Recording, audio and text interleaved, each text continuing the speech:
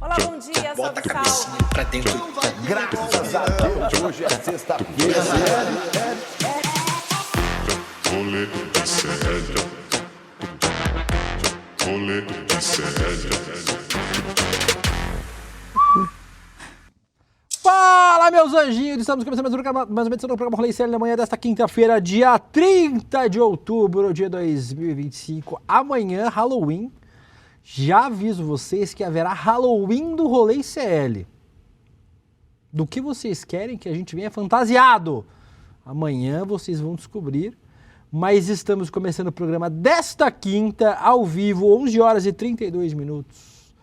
Ao vivo para os canais do ICL Notícias, canais de Eduardo Moreira, nas redes sociais para o Brasil e para o mundo. Também estamos em qualquer momento da existência humana na Terra, no Spotify e no YouTube. E também antes do ICL Calvo e Criança, a partir das 4 horas da tarde, na reprise do Rolê. Sejam muito bem-vindos, muito bem-vindas. Já que daqui a pouco registro vocês que já estão no nosso chat aqui. Já tem gente falando, é dia do Saci. Começou essa polêmica véia do dia do Saci do Halloween. Vamos comemorar Halloween aqui. A gente é americanizado. Não é o César Calejão. Aqui a gente é USA, motherfucker. Dito isso, falaremos sobre vários assuntos crocantes nesta quinta-feira. Vamos falar sobre as repercussões nas redes sociais. Quem é que está ganhando o debate? Quem perdeu, a gente sabe. A sociedade perdeu, a humanidade perdeu com a chacina que rolou no Rio de Janeiro. Mas nas redes sociais, quem está ganhando o debate? Daqui a pouco traremos o nosso especialista em redes sociais, Pedro Barciela, para falar sobre esse assunto. Vamos falar sobre a extrema-direita atacando a aparência das especialistas em segurança pública que estão sendo ouvidas sobre esta chacina. Também vamos falar sobre outros assuntos crocantérrimos nesta quinta-feira. Vamos falar sobre um jogador, tá meio cagado o roteiro aqui, Letícia. Achei, passou. Uma mulher que quebrou tudo na sede da empresa de energia elétrica depois de ficar sem energia em casa. O patriota do caminhão virou filme. A Virgínia e o Vini Júnior namorando. Essa pauta pedida pela Sarazara, que está aqui comigo nesta quinta-feira. Olá. Olha a minha cara querendo pauta de... Minha pequena Sarazara. Bom dia a todo mundo, bom almoço pra vocês. E outra coisa, não é Halloween. Halloween. Você é brasileiro, isso é ridículo. Amanhã é dia do Saci. Inclusive, sabia que você tem mais de 70 sacis catalogados? Nem existe isso aí, Sarazara. Tem, Saci Pererê, Saci Brisa, Saci Cieiro, tem um monte. Tu é especialista em saci agora. Eu sou saciânica. Você não sabia, não? Não Sou sabia, saciânica. Pois amanhã, se eu viesse trabalhar Vem de nesse saci. lugar, Então vem. nesse furdunço, Então vem. Quem tá te muito pedindo? trânsito. Quem tá te pedindo? Vem. Amanhã eu vou pintar minha casa. Eu iria Mas você pedir pintou? Saci em homenagem É tu ao que vai Saci. pintar? Tu Vou é pintor? pintar minha casa amanhã. Acabar de pintar. Então, Tu que vai pintar. tenho coisas mais importantes pra fazer. Ficar olhando você fantasiado de bobiça.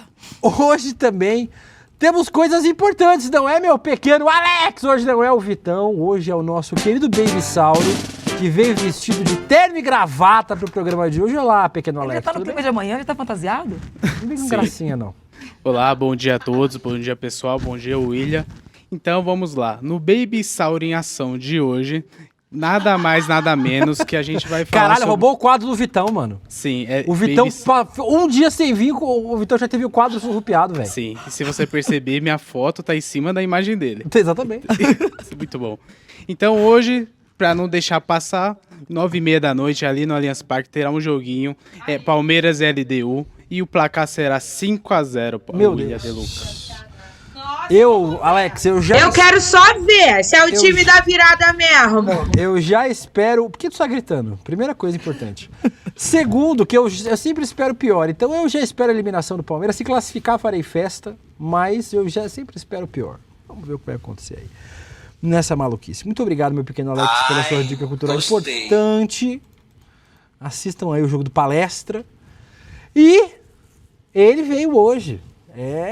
Gustavo Noblar, tudo bem com você, pequeno Guga? O Guga, pro N1, ele bota a camisa. Pro rolê, ele pega o pijama e vem participar do programa. É foda aqui, a falta de carinho com esse programa. A falta de decoro. Olha, adoro quando a Sara está conosco. Bom dia a todos. Eu estava hoje no N1, para quem não viu, tem a ceninha lá do Vozoloide André Fernandes, quebrando o microfone e levando embora o meu microfone. Tretinha. E vocês falaram em como é que é? Holiday. Como é que é amanhã? Halloween, aliás. Halloween. Oxe, Holiday. Holiday. Que isso?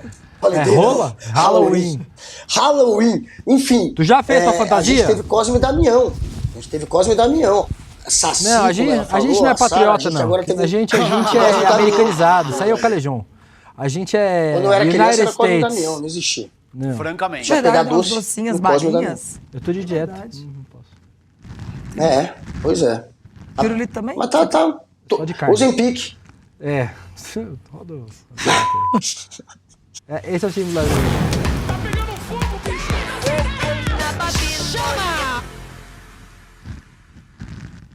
Às vezes é melhor ficar sem microfone mesmo, Guga. Às vezes, cada coisa que eu escuto você falar que é melhor você ficar sem microfone. Ai, dito isso, Gustavo, vamos falar de coisa séria, Vai, então. coisa importante. Claro. Vamos voltar a falar sobre a crise de segurança pública no Rio de Janeiro. O governador Cláudio Castro chamou de sucesso a operação policial que deixou mais de 120 pessoas mortas no Rio. Em entrevista no Palácio da Guanabara, ele falou isso aqui, ó. As verdadeiras 4 vítimas que tivemos ontem, de vítima ontem lá, só tivemos os policiais e eu rogo a Deus pela vida desses policiais e pelo conforto às suas famílias. Eu já determinei que essas famílias sejam completamente amparadas e protegidas pelo Estado. Na manhã de hoje, com esse tanto de morte que a gente já tem falado desde terça-feira, o Rio de Janeiro acordou em normalidade. Abre aspas, fecha aspas, segundo o governo, estágio 1 na escala oficial. Mas nas favelas a dor continua, ainda tem muita família sofrendo, escola fechada e o medo é cada vez mais parte da rotina dessas pessoas. Enquanto fala em normalidade, falas como a do Robson, que é o morador do Complexo da Penha, começaram a surgir. São pessoas que presenciaram execuções e selvageria da polícia militar. Outros depoimentos certamente vão aparecer, mas vamos ouvir o que o Robson presenciou aí. Beco de onde eu moro, com um cidadão baleado. O cidadão já estava baleado, mas vivo. Novo, velho? Novo. E eles carregando ele com o ombro e ele andando. Eles apoiando ele e ele andando. Botaram ele no beco, o policial deu 3 passos para trás, deu 5 a 6 tiros nele. Aí os policiais se abraçaram e depois saíram puxando o corpo. Eu cheguei da janela na hora e gritei que aquilo era uma covardia. Foi um pessoal da Core. Um eu lembro que foi um moreno forte, o outro é um calvo, barbudo, russo. E aí eles me alegaram que eu estava fazendo ali, que eles queriam meu documento, que eles querem entrar na minha casa e queriam meu documento. Eu fui até o carro pegar meu documento que estava aqui em cima, no largo. Apresentei minha identidade, eles olharam, me liberaram, não falaram nada. Quando é agora de manhã eu fui ver meu carro todo destruído, e os moradores falaram, foi um policial da Core, barbudo, careca, russo. Quebrou seu carro com fuzil e furou todos os seus pneus. E agora, você vai dar queixa na polícia? Não, eu preciso, né? Agora eu vou dar queixa na polícia contra a polícia? Como é que resolve isso? Vai ter que ser, né? Mas a quem me garante a minha integridade física contra eles? Já a gente vai falar sobre outros pontos. Sara, eu vou repetir uma coisa que eu tenho falado desde o primeiro dia. Eu quero que as organizações criminosas, que as quadrilhas se fodam. Eu quero que o PCC, o Comando Vermelho, esses todos, que eles sejam extintos. Eu não tenho nenhum apreço por bandido. As pessoas têm que pagar no preço da lei, se estão cometendo homicídio, tráfico de droga. Se as pessoas estão cometendo crime, as pessoas têm que pagar no preço da lei. Sara, hoje no Brasil o que diz? Prende, julga, se tem culpa condena, se não tem culpa solta. É isso que diz a lei brasileira hoje. Eu quero que o criminoso pague pelo crime. E eu quero que o criminoso pague pelo crime, como diz a lei brasileira. Eu quero que as organizações criminosas, que as quadrilhas, que elas se fodam. Não tenho nenhum apreço por elas. Em especial porque elas promovem um regime de terror nas periferias do Brasil inteiro. Nas favelas, nas comunidades pobres. Elas mantêm essas comunidades como reféns. Agora, Sara, matou 120 pessoas. Adiantou? Hoje, as comunidades do Complexo da Penha, Complexo do Alemão, estão livres do tráfico? estão livres do crime, Sara? Funciona matar 100, 200 mil pessoas? Não, porque já existe uma fila absurda e gigantesca para poder recolocar essas pessoas que morreram ontem. E o que eu falei, gente, eu comecei a evitar olhar algumas coisas, porque a gente fala, o coração tá cheio. No momento, eu estou cheia de ódio, não tem como eu pensar outra coisa. E aí, como eu sei que existe uma lei da reciprocidade, que a gente deseja para o outro e aquela intenção que a gente deseja é dividida, eu não estou pronta para receber o que eu estou desejando para os outros. Então, eu estou evitando falar muitas coisas.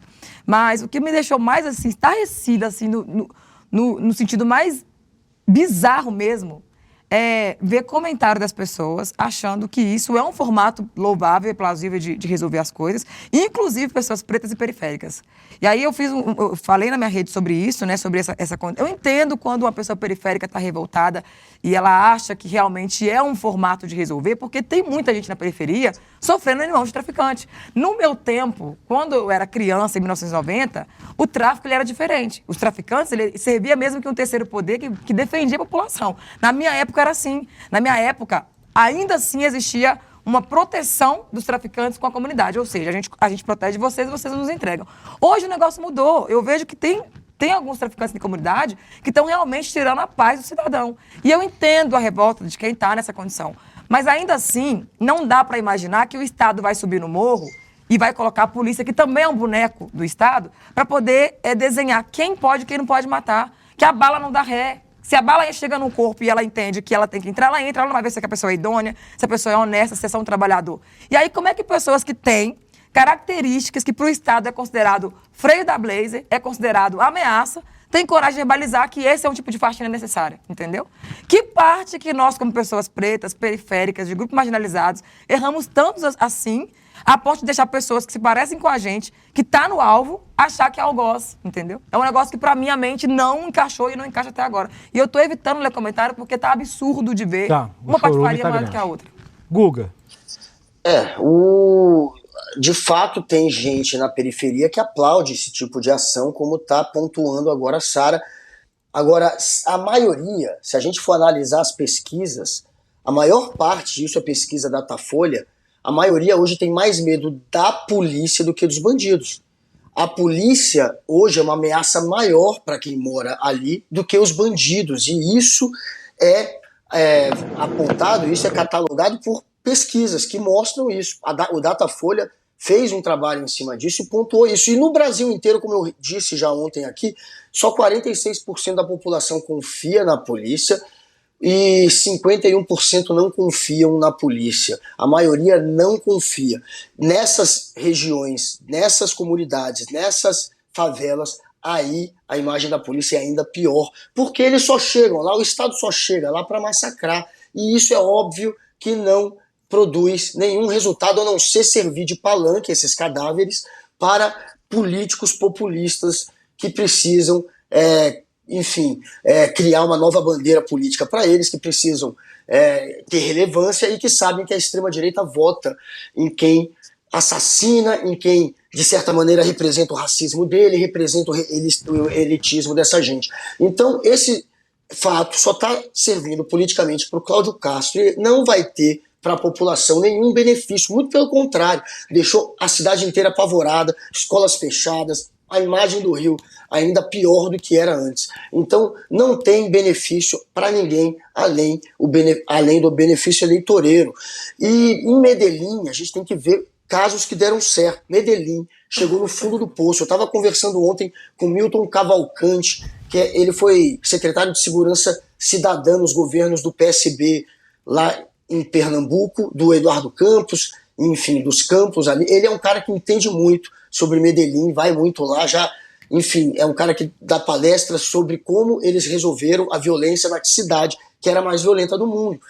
E passa, obviamente, pelo Estado, levando até aquela população condições para que eles tenham oportunidade de emprego, creche para que as crianças estudem e que se crie uma geração de crianças e de adolescentes que não vão ser seduzidos pelo tráfico. É investimento em escola, é investimento em saúde, é levar o Estado para dentro daquelas comunidades e não levar só a polícia para massacrar bandido.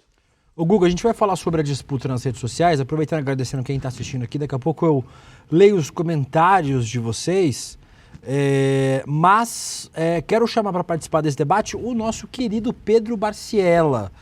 Pedro, bom dia, obrigado por estar aqui com a gente. Apesar do tema ser ruim de comentar, mas importante, né? Muito obrigado por topar o nosso convite de vir aqui falar sobre esse assunto. Imagina, Guga, De Luca, Sara, eu que agradeço a oportunidade de falar. É bastante coisa, felizmente, que nós temos para comentar. Vou tentar não me atropelar sobre esse ponto. Eu começo falando, De Luca, por um ponto que a Sara trouxe, e é interessante a gente ter em mente, que quando a gente olha os comentários e quando a gente pensa em redes sociais, é muita coisa. As redes sociais são muito grandes, né? Então, nós temos que entender aonde que a gente está olhando, o que a gente está acompanhando. Eu tentei, desde das últimas 72 horas, dividir em 3 frentes. Uma foi entender o que estava sendo conversado sobre isso no Rio de Janeiro, de fato. Outra, o que as pessoas estavam publicando. E outro, que as pessoas estavam comentando, que aí é tentar ir num segundo nível de quando as pessoas eram provocadas a falar sobre isso, o que elas se manifestavam. O primeiro deles, e me chamou muito a atenção, é quase que nas primeiras horas ali, no dia que aconteceu de fato, uma ausência da politização do tema no sentido de foi culpa do Lula, foi culpa do Cláudio Castro, ou se foi culpa de outra pessoa. O que havia naquele momento era uma ausência tão grande do Estado que essas páginas e perfis ligados ao Rio de Janeiro, elas estavam preocupadas em passar informação para a população. É uma parada que é muito anterior do que a gente está discutindo sobre mais apoiaram o Castro, mais criticaram, mais defenderam, não defenderam. As pessoas estavam falando sobre escola tá fechada ou não, por onde sair, por onde entrar, para onde estava indo a operação, aonde as pessoas podiam se esconder. E isso era uma constante, não apenas por parte dessas páginas que avisavam isso, mas de usuários desesperados nos comentários, querendo falar e perguntar e passar, trocar uma outra informação. Então, é muito interessante a gente ter primeiro esse ponto. Quando a gente olhou as redes do Rio, nessas 72 horas, a gente não tem essa intensidade do debate sobre quem é o culpado, quem não é o culpado, que muitas dessas pesquisas nos levam a pensar. E por que elas nos levam a pensar? Quando a gente vai monitorar, muitas vezes uma característica desses monitoramentos é monitorar um termo. Então, vamos dizer que se eu monitorar chupetinha, é óbvio que a maior parte desses comentários vão estar criticando o Nicolas. É muito importante e é, de certa maneira, até certo ponto irresponsável, a gente, quando faz esse monitoramento, dizer X% defenderam Castro, X% atacaram a polícia, porque a gente não está coletando, ou então a gente está enviesando essa coleta e essa análise para um percentual muito pequeno do que é o todo. E aí é a outra frente, que é, neste momento, até agora, pelo menos, as preocupações, ou a maior preocupação, foi com a população, foi com como isso atingiu naquelas primeiras 24 horas. Passadas as 24 horas, o debate estava centrado nos corpos, naquelas imagens de centenas de corpos espalhados por uma praça. Então, é muito delicado a gente dizer que a população, as redes sociais desumanizaram esse debate. Não é verdade. No primeiro momento, o principal tema era compartilhamento de informação na ausência do Estado, e no segundo momento era sim uma sensibilização e uma mobilização com aquelas pessoas, aqueles corpos espalhados ali em praça pública após uma operação. Isso quer dizer que as pessoas não apoiaram aquilo? Não, não é. O que a gente observa no monitoramento, de novo, nessas 72 horas, é que as pessoas têm um desespero por ações de curto e médio prazo. Daí a dizer que todo mundo compactua com aquilo, não é verdade, mas há um sentimento, e aqui é muito triste, mas há esse sentimento de ao menos algo foi feito, sabe? São pessoas que em condições normais não concordariam com aquilo, mas é um desespero da pessoa entender, qual que é a proposta? E quando a gente vê nas 24 horas iniciais, um lado a proposta é a PEC da segurança. Gente, é uma emergência de segurança pública, assim, sabe? A gente não... É preciso tentar encontrar outros caminhos que não passem por algo a longo prazo e que seja possível comunicar à população, dialogar desde esse primeiro ponto, que é me informa o que está acontecendo, até o outro ponto, o que vai ser feito no curto, no médio e no longo prazo. Ô Pedro, a gente tem umas artes também dessa sua pesquisa, né? Dessa sua... disso que você pesquisou e fez análise. Então tá aí o primeiro... Quem a internet culpa pela crise na segurança? 63% Cláudio Castro, 29% Lula e 6,9% STF e outros. Que o STF teve com isso, mas tudo bem. Tem mais uma, bota aí. Por causa da aquela DPF. A DPF, né? Aprovação da mega operação. 53,2% desaprovam, indicam chacina e política de extermínio, e 46,8% aprovam um discurso de guerra ao crime. Tem mais uma? como as pessoas falaram sobre a operação. Chacina promovida pelo Estado, 45,8%. Guerra ao crime, 41,2%. Espetáculo sem resultado, 6,7%. Impacto no dia a dia dos moradores, 6,3%. Guga, se você quiser, você pode perguntar para o Pedro também. Tá quase meio a meio. Nessas informações que a gente tem aí colhidas pelo Pedro. Deixa eu só pular esse caixão um pouco, Guga, porque essas são uma outra pesquisa, se eu não me engano, da Pesata, talvez, que foram feitas, e elas incorrem justamente nesse ponto que eu falei. Quando a gente analisa quem foi o mais citado, por exemplo, foi o Cláudio Castro, mas, gente, é óbvio, ele foi o autor dessa operação que matou centenas de pessoas. Assim, quando a gente tenta analisar, ele foi o único que propôs alguma coisa. Vamos lembrar que até Hitler propôs alguma coisa em determinado momento da história. Mas nesse momento ele é o ator central. O que a gente tem é um silêncio por parte do governo federal, a gente tem um governo municipal com o Eduardo Paes que se resumiu aí para uma sala de controle, porque ele sentiu esse vácuo de informação e resolveu ocupar esse espaço, dizer o que estava funcionando, de ônibus, de transporte público e não. Mas o Cláudio Castro, ele é, neste momento, esse ator central. E aí entra, quando a gente fala que ele foi elogiado, ele foi criticado, a minha análise dava que ele teve ali 68% de menções potencialmente positivas. E essas menções positivas vão desde aquele ator que defende de fato uma chacina, até aquele que vai dizer que, não gosto, mas ele foi o único que tentou algo. Até outros, e isso é uma coisa que aparece muito específica do Rio de Janeiro, e me chamou muito a atenção, que é uma crítica de comunidade para comunidade. São atores de uma determinada comunidade vizinha que foram esculachados por aquela facção ou pelo Comando Vermelho, e que sentem um ódio da ausência do Estado e daquela facção em específico que defendem essa chacina. Eles não querem que as pessoas morram, mas é a ausência de Estado, o Estado levado às últimas consequências. Então é uma nuance muito grande para a gente, nesse momento específico, falar apoiaram o Cláudio, não apoiaram o Cláudio. É um resumo que, infelizmente, empobrece esse debate. Guga. E, enfim, o governo federal está sendo...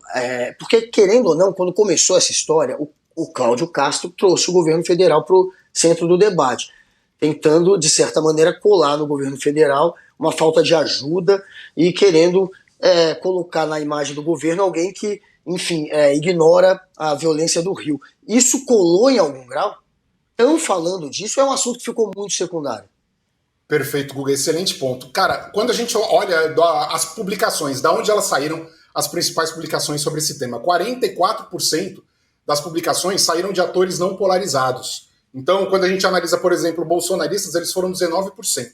Isso que eles caíram nas últimas 24 horas. Anteontem, eles eram 31%. Então, arrefeceu esse alcance deles. Um paralelo, algo próximo disso, 44%, o maior agrupamento seriam os não polarizados, eu só lembro de ter visto no caso das enchentes do Rio Grande do Sul, que a gente teve, de fato, essa eclosão de uma catarse popular querendo se informar. Isso é interessante porque as pessoas elas não estão interessadas nessa disputa política do foi culpa do Lula, foi culpa do Castro. Elas querem, primeiro, de novo, informação. Então, quem está passando informação, num primeiro momento, foram esses atores não polarizados. E quando eu falo não polarizados, é desde o perfil Favela Web, Voz da Comunidade, até o Choquei, em determinado momento, compartilhando uma informação ou outra.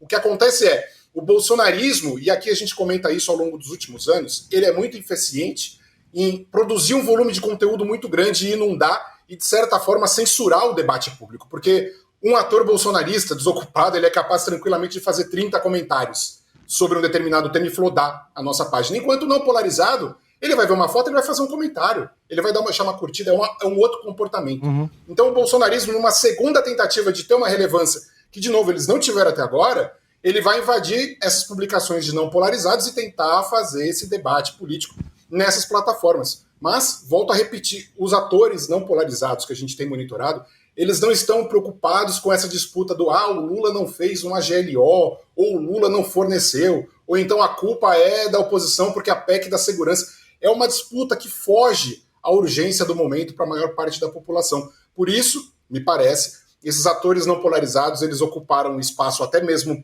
da imprensa, dos bolsonaristas e dos antibolsonaristas, que estão discutindo esse tema em outra frequência, sabe? Que nesse momento não me parece interessar ao debate como um todo. Pedro, quero te agradecer muito pela participação. Se quiser que eu faça mais perguntas, eu faço. Se quiserem que eu troque mais ideia. Pode fazer, fica à vontade. Se quiser fazer mais uma... Olha, eu estava vendo uns índices aqui, né, de que as favelas do Brasil movimentam por ano 180 bilhões de reais. Tem ali toda uma cadeia produtiva que vai do varejo à indústria. Enfim, muito dinheiro que rola ali também, apesar de ser uma área de periferia abandonada pelo Estado, mas tem grana. Você vê de algum tipo de discussão em torno de talvez o que possa salvar essa comunidade seja um interesse econômico, já que o Estado não se importa com essas pessoas, talvez pelo poderio econômico que há ali, isso possa de alguma maneira atrair um interesse maior do Estado e eles possam de fato entrar ali por conta da economia que é gerada nesses locais. Existe algum debate em torno do quanto é gerado de renda, da importância dessas comunidades, de quem vive ali? Existe isso ou ninguém tá nem aí para isso? Nossa, perfeito. Tem um ponto que sempre me encantou do monitoramento, que quando você começa a se aprofundar nesses perfis ligados a comunidades, é um universo à parte, assim, em todos os níveis. Vira e mexe, você se tromba com alguma coisa ali que você não fazia a menor ideia que existia, por exemplo, a venda daqueles colares, e aí é todo o universo daqueles colares que demonstram algum tipo de poder, e você vai se disseminando assim em nichos, é encantador. O que me chama a atenção nesse momento é algo também a Sara apontou, que não há espaço para esse debate mais produtivo, tendo em vista que neste momento, nessas 72 horas, as pessoas estão cegas pelo ódio, pelo incômodo, pela dificuldade de fazer qualquer debate propositivo. E é um outro ponto, e aí me chamou muita atenção na cobertura da Flávia Oliveira, na Globo News, quando ela fala, os vídeos que a gente viu durante essa operação, muito deles não eram em comunidades ou favelas, como a gente tem aquele imaginário popular, eram ruas, com calçadas bem estabelecidas, é um outro espaço onde está acontecendo, e talvez por isso o incômodo deste momento, para além da quantidade inédita, infelizmente, de mortes, é que isso aconteceu em um outro espaço social, urbano, que não os anteriores, né? Ele paralisou a cidade a ponto de o Estado e o poder público não conseguirem fornecer informação. Por isso que eu digo assim, talvez isso chegou muito mais perto de um perfil de usuário do que em outros momentos chegaria. E isso impossibilitou o avanço de um debate talvez até descolado e propositivo neste momento. Então esse ponto de discussão eu não cheguei a ver não, Guga. Pedro. É só aquela imagem estereotipada de sempre. Assim, existe ainda muito preconceito, é isso que dá para perceber com quem está ali. Eles não entendem, o brasileiro médio que está na bolha não entende o que é aquele local, né? É mais ou menos isso. Will, rapidinho. Pedro, sabe uma coisa que eu fui percebendo com isso tudo? É que, pelo menos em relação ao povo da periferia, todo mundo tem algo a dizer quando o assunto é segurança pública dentro da periferia.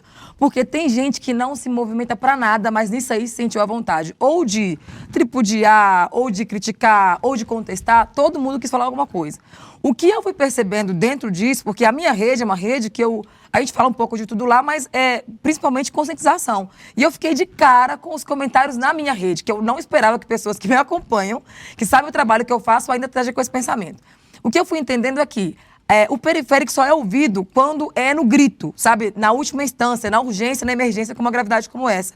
Não existe um trabalho de prevenção de quando está, em paz, do Estado subir na periferia e conversar com o periférico e perguntar para ele o que ele pensa da segurança pública e como deveria ser, sabe? Sempre é no último momento. Depois de ter vários corpos expostos, que aí a gente consegue falar, e aí a gente tem motivo para falar, porque ninguém questiona o periférico no momento que ele está, entre aspas, assim, sentindo um pouco seguro quando não tem nenhuma pacificação ou quando não tem nenhum tipo de falta de controle como essa, né?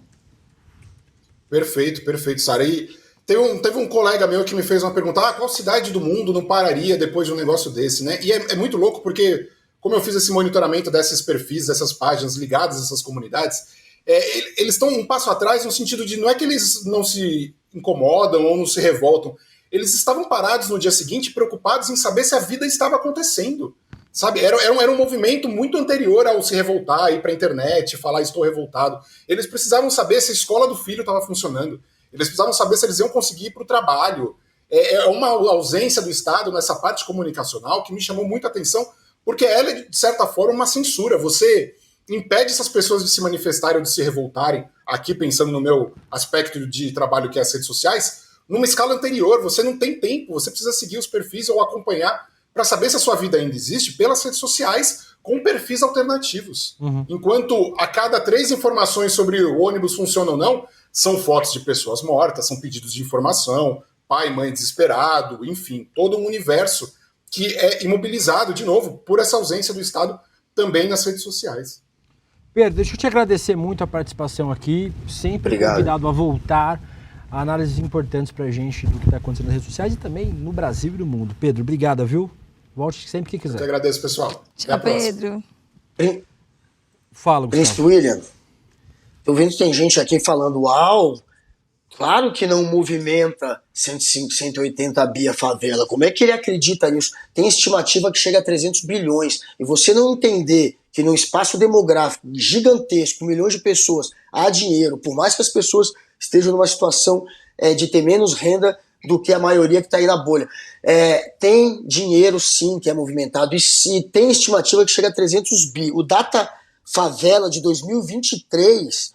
Ele chegou a 200 bilhões, diz que quebrou a barreira de 200 bilhões a renda movimentada nas favelas, e inclusive por ter crescido demograficamente algumas dessas comunidades. Então, tem dinheiro, é óbvio que tem. E essa é uma discussão que está tendo agora. Como o Estado não se importa com essas pessoas, é um Estado que coloca essas comunidades à margem, talvez por conta da grana eles comecem a se interessar.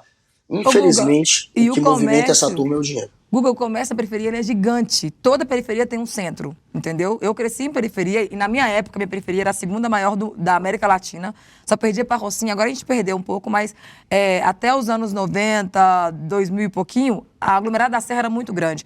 E tem vários centros comerciais lá. Cada pedaço da periferia, cada vila dentro da comunidade do aglomerado tem o seu centro comercial e é um consumo absurdo, entendeu? É muito dinheiro que rola. Só que, querendo ou não, claro, é um dinheiro que retorna imposto para o Estado. Então, para ele, tanto faz a forma que a gente se organiza, desde que o dinheiro volte para eles, né? Guga, deixa eu aproveitar, Guga, Sara, só ler alguns comentários que estão aqui e trazer um outro take sobre essa história. O Márcio Aloysio dando solidariedade ao povo carioca, o Maurício Zimmermann dizendo que a sociedade está doente, não consigo acreditar que a sociedade apoia coisa dessa. Apoia, boa parte apoia.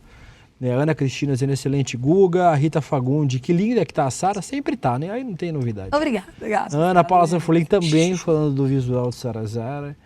O que mais? Enfim, estamos aqui com vários comentários importantes no nosso chat. Guga, mas eu queria trazer um outro take sobre essa história, Sara. Tem um movimento que está rolando nas redes sociais, na extrema-direita, de gente atacando especialistas de segurança pública. E aí, Guga, por que estão atacando? Porque acham que o que ele está dizendo é bobagem? Porque estão discordando do conteúdo? Põe aí por que eles estão atacando os especialistas de segurança pública. Aí, ó, Nicolas Ferreira postou. Aberta a temporada dos, abre aspas, especialistas em segurança. Tem mais, põe aí mais um aí, ó. Especialistas em segurança pública. E aí estão questionando a aparência dos especialistas que estão sendo chamados. Tem mais um aí, ó, mais um. Esse Rafael Lima, inclusive, que está dizendo quanto custa para o pagador de impostos manter esse departamento de antropologia que não servem para nada. Ele foi candidato a vereador, aí na ficha de vereador dele está escrito que ele tem o ensino médio completo, não tem ensino superior. É difícil, né, Rafael? Você vê a galera entrando na faculdade, você não consegue passar no vestibular, né? Eu entendo como é. O problema, Gustavo, é que eles não estão atacando pessoas genéricas. Esta, por exemplo, que está aí de preto e branco, cabelo ruivo na foto, é a Jaqueline Muniz. Olha o print que a gente fez do currículo da Jaqueline. Não cabe no print, Gustavo, o currículo da mulher. Porque é muita coisa. Porque ela é uma especialista em segurança pública. Ela teve ontem aqui, inclusive, no N2, a Jaqueline. E ela é uma especialista em segurança pública, já atuou na formação de polícias civis, polícias militares do Brasil inteiro, já atuou no Ministério da Justiça, já atuou na Secretaria de Segurança Pública do Rio de Janeiro nos anos 90. Foi isso, né, nos anos 90? Em 99, foi diretora da Secretaria de Segurança Pública do Estado do Rio de Janeiro, participou da criação de iniciativas como o Instituto de Segurança Pública do Rio, da Corregedoria Geral Unificada das Polícias. Ela ajudou a compor a equipe que criou o Sistema Único de Segurança Pública. Ou seja, Guga, a aparência, e aí tem vários posts dizendo a mesma coisa, Sara, que o problema é a aparência dela. Então a gente passa a discutir a aparência das pessoas. Certamente a aparência boa para eles é do Sargento Faur, né? É do Zé Trovão. Essas são aparências de respeito. Mas, aparentemente, a aparência das especialistas, inclusive a outra, Sara, que a gente mostrou, olha o print 2 que a gente mostrou, põe aí esse ali, ó. A Carolina Soares, ela é atacada pelos bolsonaristas e pelo gabinete do ódio desde a época do Bolsonaro. Tinha gente, Guga, atacando ela, especialista em segurança pública da USP. Atacando ela, o Tércio Arnaud, o Carlos Bolsonaro. Atacaram ela em 2002, quando ela apareceu 2022. Em 2022. Atacando ela quando ela falava sobre segurança pública. Então, Sara, a aparência das mulheres, e a gente viu que os maiores ataques foram a mulheres, é mais importante do que o conteúdo que ela tem para entregar. Da 7ª série, não é nem 5ª. Porque a 7ª série é aquela confusão de mente entre ser uma criança e tá querendo virar jovem. Sabe os meninos da 7ª, que não sabe se bate punheta ou se... Enfim. Esse é o espírito desse povo que é vazio demais, eles não têm o que falar, eles não têm o que caçar, e eles não têm nem capacidade de pesquisar alguma coisa que seja uma crítica relevante, entendeu? Aí, na mente deles, falar da aparência de uma mulher, para uma mulher como essa e tão inteligente, na mente deles não encaixa que isso aí tanto faz, sabe? Burrice. Como que a pessoa burra? É isso que eu tô falando, mas enfim. Gustavo. Isso tudo é guerrinha cultural também. Porque eles querem colocar esses especialistas como os wokes, a esquerda woke, e aí eles tentam desqualificar, colocar num estereótipo e desqualificar perante a extrema-direita para que a direita não ouça. Esse cara é de esquerda, esse cara é woke, esse cara eu não vou nem ouvir. Hoje essa é uma estratégia, né, que rola, a polarização fez isso. Você estereotipa alguém, coloca na caixinha e só um lado vai te escutar. E aí eles ficam... portanto, atacando a reputação dessas cientistas, apelando para a imagem, porque sabe que dessa maneira eles conseguem polarizar, conseguem jogar para um lado esses especialistas, para um lado que eles não conseguirão mais se ouvir do lado oposto, que é o lado da extrema-direita nesse caso. Então, é tudo estratégia política, é guerra cultural, é o tempo inteiro esses ataques, e eles aprenderam muito com Olavo de Carvalho. Quem ensinou esses malucos da extrema-direita a se comportarem de maneira tão autoritária e violenta, o primeiro de todos foi o Olavo, que sempre apelava para a imagem da pessoa. A primeira vez que eu vi o Olavo na minha vida, eu tava, sei lá, acho que era 2008, e aí, ou 2000, 2000, era muito no início, e aí ele estava atacando um professor no YouTube, que o professor tinha ido lá e tinha pontuado que ele era um fascista. Era chocante o discurso do Olavo, era completamente fascista. Teve um professor que apontou, e aí o Olavo fez um vídeo que era só falando da aparência do cara. Ele parecia uma fuinha, era arrebentando a aparência do cara. E viu pra caramba, deu like, e foi a primeira vez que eu comecei a ver quem era o Olavo. Depois ele veio me atacar também em 2014, né? Mas enfim, ele e a extrema-direita, eles apelam muito para esse lado da imagem. Sim, é estratégia política e é guerra cultural. A professora... Olavo ainda é vivo? Não, foi. A gente usa a expressão foi de Olavo, inclusive, agora para falar que a pessoa morreu já. Não, porque o jeito que fala desse homem parece que ele é tão presente, parece que é tão atual e antigo ao mesmo tempo, sabe? Pois é. Vou precisar desse homem depois. Mas foi de Olavo, ele ficou fazendo campanha contra a Covid, contra a vacina, a favor de sair na rua quando era para se isolar, e morreu e foi de Covid. Esse homem? Essa é a verdade. Foi esses tempos que ele morreu? Foi, 2021, gente, né? Agora eu preciso ver a cara desse homem. Peraí. Gente, eu juro pra vocês que eu nunca quis nem saber. Eu sempre escuto falar de lixo. Esse cara era um lixo. Era um racista, fascista do pior tipo. Lixo. Ele que começa o movimento da extrema-direita aqui. O Bolsonaro depois se cola a ele para conseguir capitalizar em cima da extrema-direita, que era olavista. E o olavismo, de certa maneira, eu lembro da cara dele bolsonarismo. sim. É que eu não liguei a cara à pessoa, sabe? Assim, o nome à pessoa. Enfim. Só trazendo a resposta que a professora Jaqueline deu ao Nicolas Ferreira. Dá a lapada aí, ó. Não é esse aí não, é outro. Cadê? Resposta... Aí, ó. Olha, um menino chamado Nicolas pedindo para fazer prova oral em polícia e Enem de segurança pública comigo. Sou professor e não recuso alunos, sobretudo carente com deficiência formativa de aprendizagem.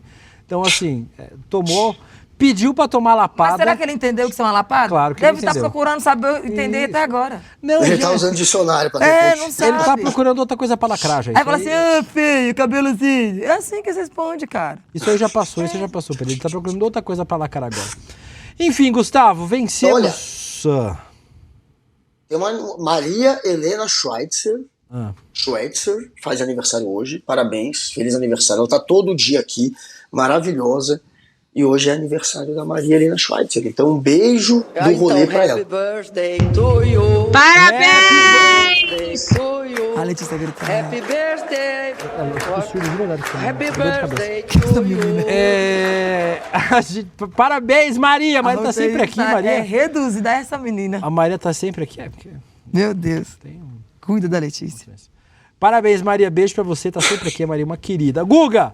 Sarazara, você que tá assistindo, aproveitar para chamar hoje, 8 horas da noite, a grande mentira do capitalismo. Tem tudo a ver com o que a gente está falando, né? Sobre essa máquina de moer gente. Tudo é por causa do dinheiro mesmo. Na desigualdade, na transformação dos cidadãos em consumidores passivos. E olha que eu gosto de um passivo, sustentando a máquina de exploração das elites. Para entender como isso acontece, como esse sistema iludiu os trabalhadores, teremos hoje, Sarazara, aula com o professor Xavier do ICL, que só não anda de cadeira de roda. Isso. O professor Gessé Souza estará aqui ao vivo a partir das 8 horas da noite. Com ele, Dudu Moreiras, como disse o Guga Noblar, o Jean-Claude Van Damme do ICL. Nosso Van Damme. O Guga falou isso, Sara, no Despertar do ano passado. Falou, não, no ICL o pessoal chama o Edu de Jean-Claude Van Damme. Ninguém chama ele assim. É só ele. Só ele chama assim. Ele inventou isso. E falou para 4 mil pessoas, Sarazara. Mas tudo bem. Estará ele. Mas agora todos chamam. Não, o Guga tem um outro problema. Os dois são teremos aí hoje Eduardo Moreira e o nosso querido Gessé Souza falando sobre a desigualdade promovida pelo capitalismo. Guga Noblar, e para você se inscrever, é de graça, não paga nada. De grátis. Você precisa pegar Uber, Sarazara, para ver essa aula? Pior que não, menino. Precisa pegar metrô? Trânsito, raposo. Nada. Precisa gastar com estacionamento, Guga, pra assistir? Não precisa nem parar. Também não. Não precisa nem parar. Pode colocar lá e arrumando o carro, lavando a geladeira, limpando a airfryer, 8 horas da micro-ondas. Não, a gente começa, filho. A gente chega do serviço, é esse horário que a gente chega. E é pra arrumar as coisas. Isso você faz aí na sua casa. Se você já tiver feito o serviço de casa, você só senta com a pipoquinha e assiste ao vivo o professor Gessé com o Eduardo Moreira. Mas, Guga, o que a gente pede? Gessé. O que a gente pede? Sabe aqueles eventos que você tem que ir lá no Eventim, como que chama? Você tem que negócio? Você vai no hotel. No negócio pra pegar o ingresso. Bilheteria? De graça. Chegue antes da bilheteria. Só tem que fazer o seu ingresso. E o ingressinho é no link aí, Guga. Onde é que você pega o seu ingressinho pra ver essa aula? Então, Marcos Assis, Amore 720, que faz aniversário hoje. Parabéns para Amore. Augusto Ambrosio, onde é? No roleicl.com.br, roleicl.com.br. Dá tempo de entrar o Marcos Valente, o Vicente Júnior, a Eliana Maria Soares, o Fábio Brito, o André Luiz, Ana Cristina e o Irã Braga. Todos agora no roleicl.com.br, roleicl.com.br. E a Tereza Isolde, o Danilo Gonçalves e a Nara Faria. Entrem lá agora para não perder essa aula maravilhosa. Gessé é maravilhoso. Eu vou estar lá também. Então, amanhã eu vou perguntar coisas sobre essa aula. É bom você estar mesmo. É bom você assistir. Lindão, mas eu vou. Tá bom? Só para passar no teste. Hoje tem LDU e Palmeiras. Vou ter que deixar 2 telas hoje. LDU e Palmeiras. A Rita Lima falou... Já era. Limpar... Não foi 3-0? Mas futebol é futebol, né? Não, já limpar airfryer... É o time da virada. Não, gente, limpar airfryer é necessário. Eu tô quase jogando minha airfryer fora, que eu não aguento mais limpar. Você vai ouvindo, você distrai, que você nem percebe. Eu não aguento mais. Tá muito grudado, não, bota água as quente. coisas. Gente, bota água quente, detergente e deixa lá 10 minutinhos ligado, que fica molinho.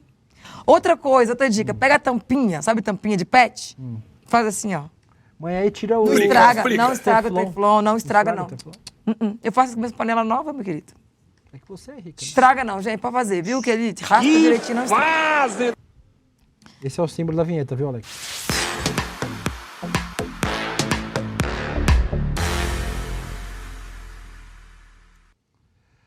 Vamos agora, Sarazara e Guga Noblar, para a nossa macetada. Gente, eu não vi o vídeo, tá? Vou ver o vídeo com vocês aqui agora. Uma mulher quebrou 11 equipamentos na sede da Equatorial Piauí, em Teresina. Eu vi. Após ficar 15 dias sem energia elétrica em casa. A ação registrada em vídeo mostra ela gritando, chorando, derrubando monitores e impressoras no salão de atendimento. Dale. Põe aí.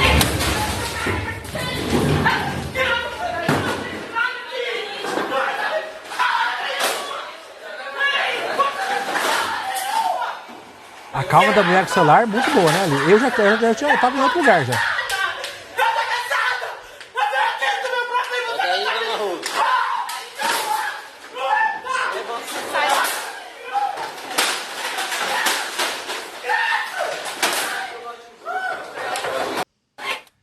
Gente, essa senhora que aparece, é Lourdes o nome dela ou Letícia?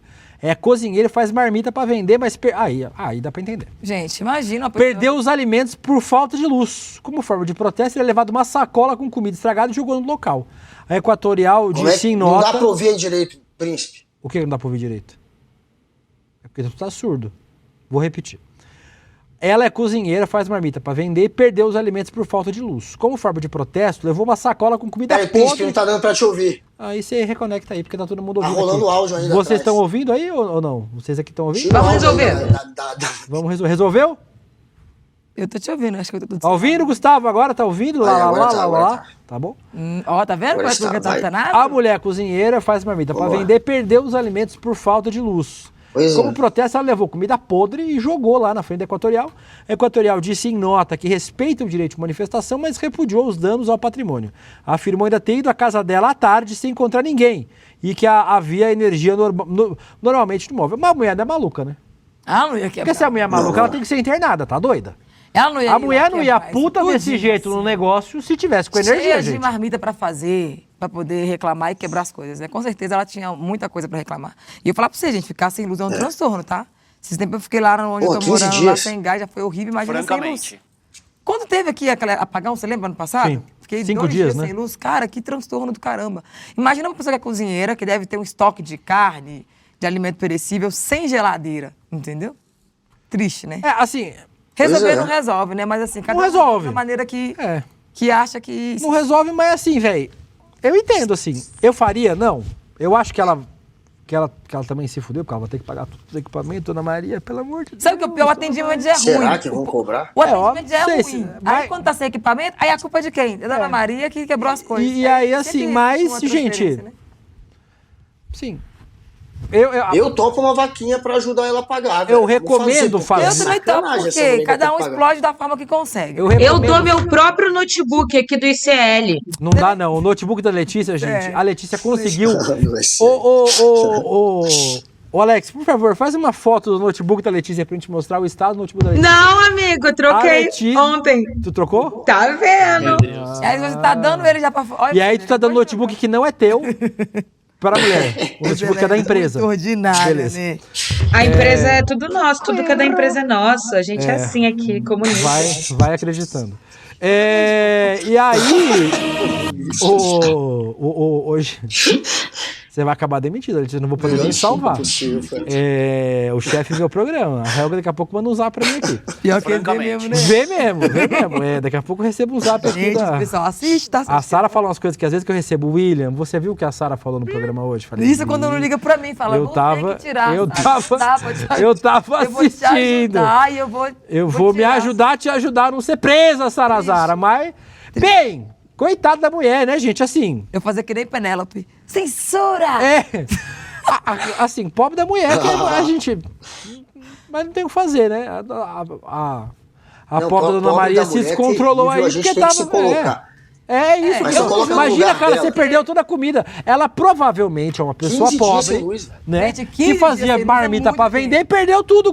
Agora quem que vai pagar as coisas da mulher? Ela vai entrar com a ação da justiça daqui, 6 anos ela recebe, até ela morrer de fome. E sabe o que é o pior? Não, e se cobrarem? E outra coisa, se cobrarem dela é foda. 15 dias sem luz, gente, é a sua comunicação, porque o celular não carrega, você não consegue comunicar, você não usa o básico do seu trabalho. Você vai tomar um banho, entendeu? Porque você não vai ter... Mano, muita coisinha que a gente acha que não, mas faz diferença. 15 dias. Freezer, carne estragando, leite, imagina. É o trabalho da mulher, né? Ela trabalha com isso também, gente. O meu pano é cor de rosa. Eu também, dei uma passada. Da cor da coberta do Will. Cor de rosa. Essa coberta de pelinhos. Depois vai que eu não sou viado. Eu passo um pano também pra Dona Maria aí. Dona Lourdes, o nome dela, né? Vamos ficar de olho nessa história, tenta descobrir, Lê, se ela vai ter que pagar esse preju. Se for o caso, sério mesmo, vamos tentar ajudar essa mulher, porque eu tô ficando realmente sentido aqui com essa história dela. Só falta cobrarem agora 4 computadores. E eu não duvido que eles vão caso, cobrar não, tá? Foi 4 não, foram 11. Eu não duvido que eles vão cobrar não, porque o povo tá ordinário, tá? O povo tá ordinário. E se não quiser cobrar na conta de luz dela aos poucos, vai acabar com a vida dela. Pois é. Não, mas vamos ficar acompanhando aí. Vamos A Letícia vai ficar acompanhando. Vamos procurar um advogado bom pra Pode deixar, eu tô acompanhando. A Letícia vai continuar acompanhando. Vamos fazer isso aí, vamos pra cima. Francamente. Ô, Gustavo, falando em maluquice... Posso seguir o roteiro aqui? Por favor. Muito obrigado. O Patriota do Caminhão virou filme. Lembra do Patriota do Caminhão, gente? Claro. Cadê o bagulho do caminhão? Põe aí. Olha ele. Melhor momento do bolsonarismo. Cara, eu juro. Ele mesmo. O Patriota do Caminhão, gente. O Patriota do Caminhão virou filme. 3 anos depois de virar meme. Você pegou o trailer do filme, Letícia? Não, né? Ô, Gu. Enquanto você vai falando, vai surgir. Vai surgir o trailer. Fizeram um filme, mano. Então eu vou falar bem devagarzinho aqui. Esse Patriota é uma boa fantasia pra você amanhã, Guga. Mas já passou. Maravilhoso. Depois de 3 Halloween, anos. cara. Fantasia. Ainda, meu filho... Eles sugeriram fantasia aí no chat? Pra sempre. Ô, Letícia. Surgiram aí, mas é uma boa ideia. Eu pensei na época do carnaval que rolou isso. Eu ia sair, a Lígia, minha esposa, ia ser o para-choque e eu ia ser o Patriota. Eu ia sair abraçado nela. Pois é, mulher que opção pra você aí de fantasia. A pobre da Liz tem que sofrer junto com você, de né? Para-choque e eu de Patriota. Eu posso seguir o roteiro aqui, vocês vão deixar? Aí a Sarazar disse que eu não sigo o roteiro, mas ela que é a piroca desgovernada. Não deixa eu terminar. Piroca desgovernada. Quase 3 anos depois de virar meme ao se agarrar um caminhão durante um protesto bolsonarista, a história vai ser contada no filme Eu Não Te Ouço, dirigido por Caco Ciocler. Em entrevista ao UOL, o Caco Ciocler falou que o que motivou ele é, abre aspas, a gente ria, e uma hora eu parei de achar tão engraçado. Eu falei, cara, tem uma coisa trágica nesse meme. O quê? A estreia será nessa semana, já foi, né? Ela disse escreveu o roteiro que nem a cara dela hoje. Não, é que eu achei que era domingo, você sabe, aí depois eu esqueci de mudar. Entendi. E aí eu que me foda aqui no ar. Dessa história? Na história, o ator Márcio Vitor... Esse aí é o cartaz, não é o trailer. Na história, o ator Márcio Vitor interpreta os dois lados do caminhão. O caminhoneiro e o patriota, mas eles não conseguem se ouvir com um para-brisa no meio, simbolizando um Brasil dividido. Incapaz de se ouvir, segundo o Caco Ciocler, é um espelho da sociedade brasileira, onde cada um se enxerga o próprio reflexo. E agora, como a Alicia falou, ela conseguiu pegar o trailer, a gente vai ver o trailer. Amigo, então... Não pegou. Não tem, mano. Não tem. Rodei a internet. Te juro, mano. Procurei. Mano, te juro, gente. Eu desafio. Se eu achar esse trailer. Tá bom. Tá bom, acha aí. Acha aí, mano. Acha aí, chat. Eu desafio vocês também. Acha aí, então, vocês são bons. Nossa, aí todo mundo acha que é desafio o chat. Vai comentando aí que eu vou achar esse trailer, Guga. Gente, talvez é porque o filme é tão pequeno que é o tamanho do trailer. De repente é um Sim, é um filme sem apoio, né? Esses apoios grandes. Por isso vocês têm que assistir, tá ligado? Gente, aqui não tem, tá? Letícia tá salva. Pô, mas o cara fez um filme sobre o Patriota do Caminhão. Um grande momento vai ser o Patriota. E acabou. Um para-choque. E acabou o filme. E aí? Se for trailer... Que drama que tem? Qual que é o drama? O cara é um maluco. Não ouviu o que eu tava falando? Porra, bozoloide. Qual o drama que tem num bozoloide? Enfim, mas eu fiquei curioso. Não vou mentir, vou acabar vendo. E não tem trailer aqui. Muita curiosidade. Deve ter, não é possível não ter trailer. Não, tem pessoas falando sobre ele, tem pessoas falando sobre ele, mas trailer não tem. Não é possível. Deve existir. Eu acho que esse é o marketing. Você vai ter que ver ele inteiro. Pra você não poder... Ou você não vê nada. Pra você não poder ver o trailer. Eu não te ouço. Eu achei o trailer do Eu Te Escuto. Não, mas eu ouço. Mas eu te ouço. Eu não te ouço. Aí não adianta. Enfim. Tem o Eu Te Escuto aqui. Isso. Eu vou achar esse trailer, eu vou esfregar ele na cara da Letícia, logo menos. Quero ver, cara, eu quero ver. O Alex ainda aí embaixo. Vai, tá bom. Já comentamos essa história? Comentamos. Vou pra onde agora, Letícia? Melhor que você não viu. Vivine! Não quero falar assim.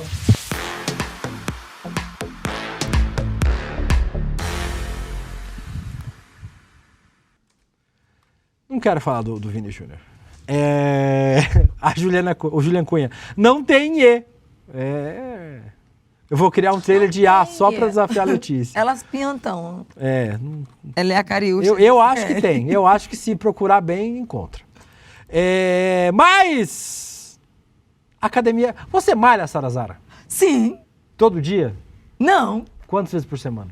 Eu tento fazer 7, mas às vezes dá 3, 4. Eu tô indo 3, mais ou menos. Eu ia hoje... Tomei Mas eu um faço estabaque treino aqui só. na frente do Meu sério e interesse- machuquei meu joelho. Ô, gente, tá eu todo hoje fudido tô no joelho. fudido. Diz ele que não tem costume de mexer com o joelho e bumbum ao mesmo tempo. Aí ele caiu, bateu a bunda, bateu o joelho. Eu ia fazer a bicicletinha hoje, mas não vai dar, meu joelho tá machucado. A Graciane tá indo com a perna quebrada. Essa aí é desculpa. Se você quisesse ir, você iria. Porque você deixa um joelho isolado e treina o resto. Mas a única coisa que eu gosto de fazer academia é bicicleta. Só porque machucou o joelho. Porque na hora que sarar, eu quero ver o que você vai gostar de fazer, enfim. Mas eu tô indo agora, Nas últimas semanas eu fui. Mas, Gustavo, eu achei uma academia boa pra você. Roda aí. Academia para cristãos aqui em São Mateus. Então vem comigo, porque antes de treinar, começamos pela oração. Aqui é a Academia da Família, ambiente respeitoso e sem vestimentas inadequadas. E temos espaço kids, para você deixar seu filho... Começa se ajoelhando. E aqui o treino é diferente. Letícia Gospel Virginia. remixado que anima o seu treino. Às terças tem estudo bíblico. São mais de 13 anos de história. Tem Muay Thai para mulheres e crianças. E projeto social gratuito para a terceira idade. Uma academia completa, com equipamentos novos, pronta para você entrar em forma de verdade, independente da sua fé. Se esse é o ambiente que você procura, aqui é seu lugar. Missão Fit, a Academia da Família de São Mateus. Venha fazer uma aula experimental. Contato e endereço está aí na Se sua eu for tela. dar Umbanda, eu posso... Não. Não pode. Eu, como pessoa cristã, convicta, que eu gosto de Jesus Cristo, do Espírito Santo, eu amei essa ideia. Porque, por mim, podia deixar eles todos num lugar só, assim, entendeu? Cuidado. Não, eu sou cristã. Primeiro eu tô assumindo a minha parte, eu sou cristã. Cuidado com o resto do comentário. Não, tá difícil conviver com pessoas cristãs porque eles não respeitam a vida do outro. Então, quanto mais eles ficarem num lugar só, a gente sabe onde tá e não vai, entendeu? É malhar pra ficar assim. Ô, Sarazara, o Google Noblar. E não tem nada de errado nisso. Eu quero ouvir vocês. Eu vi um vídeo no TikTok reagindo a esse. E que tem um cara que fala um negócio muito foda, assim. E assim, você como meio crente, Sarazara... Meio não, eu sou inteira. Eu sou ferrenha, rapaz. Você pode falar pra gente sobre isso. Que essa nova etapa do cristianismo, em especial... Não existe cristianismo nesse povo. Desses evangélicos, tem a ver com inclusão pela grana, né? Pelo consumo. Então, você primeiro cria uma diferença, uma separação. Porque, gente, academia é tudo igual. Dá pra fazer banheirão em qualquer academia, inclusive... Até esse dia era pecado malhar. Era do diabo. Era pecado? Era, gente, sempre foi. Porque existe um diabo, dizendo o povo, que existe um diabo chamado lascívia. E a lascívia é o demônio da sensualidade, de acordo com os evangélicos, os cristãos. E tudo aquilo que você coloca no seu corpo, que vai colocar no outro uma vontade, um desejo sexual, é considerado lascívio e pecado. A partir do momento que a pessoa cristã tá entrando na academia, malhar a perna pra ficar grossa, pra ficar gostosa, é pecado. Então, até ontem... Era pecado ter um corpo bonito, era pecado ter um corpo gostoso. Nunca foi pela estética, né? Era pra saúde. Então era o quê? Caminhada, fazer caminhada de saia. Eu lembro que quando a gente era criança aqui, pros batismos, que podia usar piscina, porque também era pecado, mas tinha uma igreja que podia deixar, era de saia na piscina, entendeu? Então, tipo assim, vocês ouviram lá, vocês leram o livro do Coisa de Rico? Não li ainda. Vocês têm que ler e quem quiser, né? Escute o podcast que tá incrível. Ele fala sobre fronteiras e é isso também. As pessoas evangélicas ou as pessoas que estão se enfiando no evangelho estão construindo fronteiras também porque elas querem ser relevantes para alguma coisa, entendeu? Aí criou agora esse negócio da academia que até ontem era demônio, não podia estar gostosa pro pastor, pro irmão ver a mulher gostosa. Também, né? Mas entrou o dinheiro no meio, entendeu? É isso. Aí, o que Jesus tem a ver com isso? Porra nenhuma. Entendeu? Jesus tá daquele jeito, O que o evangelho tem a ver com academia de crente? Olha, o Jesus tá Porra assim, ó. nenhuma. Ele Jesus fez tá muito assim. crucifixo. Que isso, Alex? Não, gente. Não, vou ter que encerrar o programa. Depois dessa, Agora não tem eu, condições. Tá? Eu, Alex. Vou ter que encerrar o programa. Você O Jesus foi vai herege. punir o Palmeiras hoje por sua culpa, Alex. Vamos Na hora, em na hora que o Palmeiras perder, vamos jogar na cara dele. Quero ver, Alex, se você prejudicou a Sociedade Esportiva Palmeiras hoje. Dito isso... O Palmeiras perder só por causa que o Alex falou isso hoje. Já perdeu, já. Não tem o que fazer. Nem ia perder. Dito isso... Agora tem o que, Alex? Bota no Google. Reprise do Provocação Histórica. Com quem? Letícia. Várias pessoas. James Green. Sociólogo, brasilianista. Eu jantei com o James Green ontem. Um beijo pro James Green. E vocês viram agora a entrevista dele no nosso Lindené James Pareto. Green. que foi o que eu acabei de dizer. Perdão. Você não pediu pra botar no Google. Que foi o que eu... Galera no show. Foi o que eu acabei de falar. Olê lá no Provocação Histórica. Amanhã é Halloween no rolê. Venham fantasiados. Mandem suas... Saci no Brasil. Mandem suas fotos aí no meu Instagram, vocês fantasiados, que amanhã a gente vai mostrar. Não pode me ler, Guanoblar. Fantasia nova. Não me Se leio. vira aí. Amanhã a gente se vira. Vende o Will, que já tá ótimo. Tchau, Sarazar. Vende o Will. Tchau, acabou. É hoje. Chegou a hora de encarar a realidade, pessoal. Às 20 horas, estarei ao vivo com a aula online A Grande Mentira do Capitalismo. Não perca. Vai ser histórico. Eu vou passar a vida fazendo o quê? Mantendo o meu padrão? Eu acho que a vida tem alguma coisa a mais para valer a pena. O privilégio da classe média é reproduzir o conhecimento legítimo. As boas universidades, línguas estrangeiras.